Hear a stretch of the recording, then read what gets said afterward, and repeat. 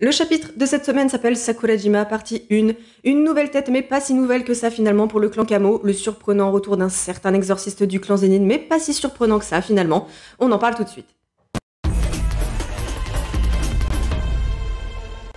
Alors vous voyez tout ce que j'ai dit la semaine dernière, toute la partie avec Naoya et tout, et vous prenez tout, vous le froissez, puis vous le jetez à la poubelle. Ou venez, on fait genre, j'ai rien dit, il ne s'est rien passé, la review de la semaine dernière n'existe pas.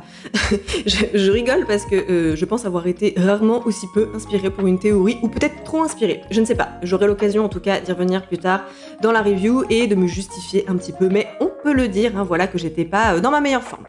Bref, on y va.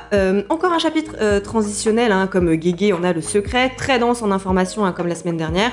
Comme d'habitude, on commente dans l'ordre chronologique du chapitre, et ce dernier se divise en deux. Une première partie orientée sur le plan Kamo et les enjeux politiques du monde de Jujutsu, et une seconde partie sur l'amorce du combat retour Maki contre vous savez qui. Le chapitre s'ouvre donc sur les quartiers très traditionnels du clan Kamo. On nous indique par une note qu'on est le 3 novembre, donc on est entre Shibuya et le début de la traque. Un vieux monsieur extrêmement flippant, qu'on croirait tout droit sorti d'un manga de Junji Ito, ne semble pas reconnaître celui qui pense être encore à ce moment-là le chef du clan Kamo, à savoir Noritoshi. Et quand il dit ne pas le reconnaître, on voit dans l'expression à la fois interrogative et surtout sidérée de Noritoshi que du très lourd va arriver. Porte Shoji qui coulisse et là, apparition de Kenjaku, et c'est toujours aussi efficace. Le mec a une aura de dingo, il a beau être dans une position détendue, on sent la pression qui émane de lui. Et il nous dit que si Shino, le vieux du début, ne l'a pas reconnu, c'est parce qu'il se retrouve 150 ans en arrière dans son esprit, manipulation des souvenirs, tout ça. Et là, on rentre dans la partie politique du chapitre, et ça faisait longtemps qu'on n'avait pas entendu parler de ça quand même. Et c'est vrai que ça manquait un petit peu, j'en parlais la semaine dernière, du fait que, à part pour le clan Zenin, on ne savait pas de quoi il en retournait pour les autres. Donc là, c'est l'occasion d'avoir un petit peu d'infos. On comprend que pendant Shibuya, Noritoshi, il s'est pas tourné les pouces, il a essayé d'œuvrer dans l'ombre sur le plan politique et des alliances pour aider ceux qui sont du même côté que lui. Et d'ailleurs, on peut noter la marque de respect que Kenjaku a envers lui, en lui disant qu'il est intelligent, mais malheureusement pour lui, Kenjaku a toujours un et même plusieurs coups d'avance, et il a totalement pris le contrôle politique de Jujutsu en éliminant purement et simplement ce qui était pour l'exécution de Geto, donc celui dont il détient l'enveloppe physique, et également ceux qui étaient pour l'exécution de Yuji par Yuta. Alors là, deux possibilités devant cette décision, soit c'est son cœur de mère qui parle, puisque Kenjaku est la mère de Yuji, blablabla, vous savez, ou est-ce que ce serait à des fins plus larges dans l'optique d'un potentiel retour contre Sukuna, à voir. Toujours est-il qu'éliminer tous ses opposants est une vision légèrement fasciste de la politique, mais en même temps, je ne m'attendais pas vraiment à autre chose de la part de Kenjaku.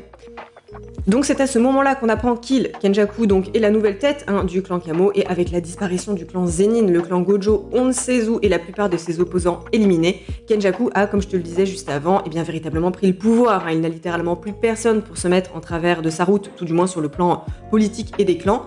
Encore une fois, tout semble se dérouler selon son plan. Clairement pour lui, Shibuya, la traque ne sont que des étapes dans son plan plus large, et ça me fait encore plus de mal de penser à toutes ces personnes, à tous ces personnages morts pendant Shibuya, et à ces ados que sont Yuji et compagnie se battre chaque minute de la traque pour leur survie. Kenjaku c'est vraiment un super perso, mais vraiment il met à mal mon cœur et notre cœur de fan. Bref, on en revient au chapitre. Kenjaku le menace à demi-mot en mode passif-agressif. Noritoshi se met en position de combat avant de se faire stopper net. Il n'a aucunement l'intention de se battre.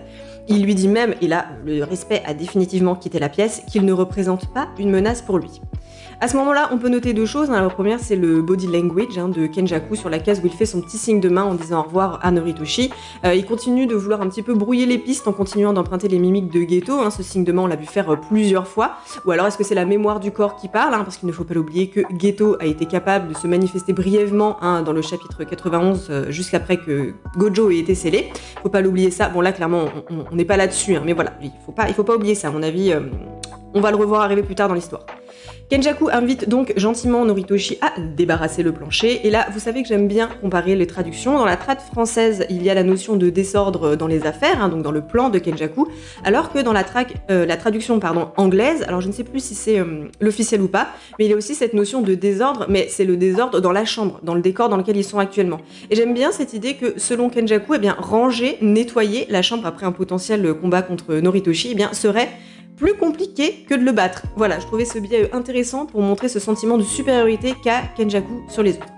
Partie donc très intéressante, et d'autant plus intéressante qu'on la voit du point de vue de Noritoshi, donc qui permet pour nous le lecteur de faire le pont entre la situation des combats et la situation politique, mais qui permet aussi de faire le pont la transition dans la narration avec la suite de l'histoire, puisqu'on bascule vers la seconde partie de ce chapitre, où on retrouve Maki et Noritoshi, nouvelle version qui a rafraîchi la coupe de cheveux, on adore, qui observent au loin cet étrange fléau, et on a la petite goutte de sueur qui coule le long de la joue de Noritoshi.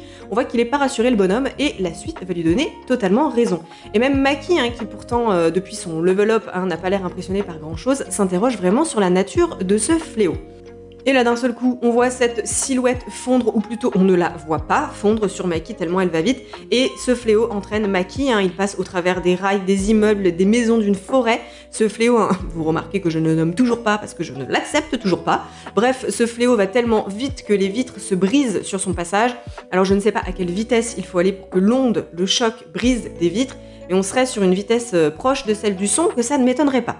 Maki se relève de l'attaque comme si de rien n'était, elle tente un coup mais l'insecte est trop rapide et elle se retrouve une nouvelle fois dans le mur. Et c'est là où le bas blesse pour la dame, parce que, et c'est comme ça que se termine le chapitre, c'était bien Naoya sous les traits du gros ver.